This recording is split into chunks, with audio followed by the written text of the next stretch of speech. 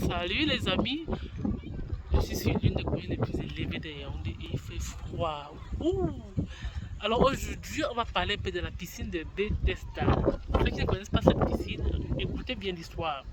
Alors c'était une piscine où ceux qui avaient des problèmes venaient se coucher au bord de la piscine. Ceux qui étaient malades, des problèmes de toutes sortes, se couchaient au bord de la piscine. Alors de temps en temps, un ange venait agiter l'eau de la piscine. Alors le premier à se jeter dans la piscine pendant que l'eau était secouée trouvait la guérison ou trouvait solution à son problème. Alors il y avait trois catégories de personnes. Ceux qui étaient assez forts, qui pouvaient courir et se jeter à temps, trouvaient la guérison.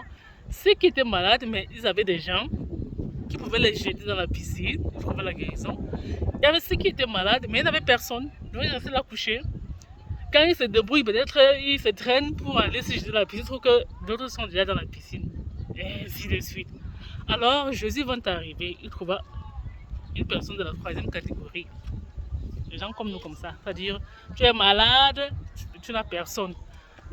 Alors Jésus lui pose la question, veux-tu être guéri? Et il lui dit oui. Le gars commence à raconter sa vie. Je suis malade depuis 38 ans.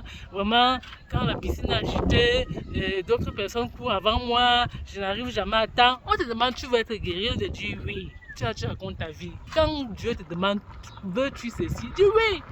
Ne perds pas le temps, tu racontes ta vie. Pourquoi? Il connaît ta vie, ta petite vie là, il connaît. Alors même dans notre vie là, il y a trois espèces de situations, de positions. La position où quelqu'un est assez fort, assez intelligent, assez brave, hein, il se bat comme il peut pour arriver. La position où quelqu'un est faible, mais il a besoin de parents pour arriver.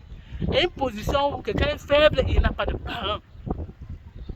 Donc logiquement, on se dit que soit quand on est fort, on mérite ceci là, ou soit alors on a un parent terrible quelque part, on mérite ça, dit qu'il faut être dans le camp gagnant. Non, c'est pas toujours ça. La vie, c'est pas la force, c'est pas l'intelligence, c'est pas la bravoure des fois.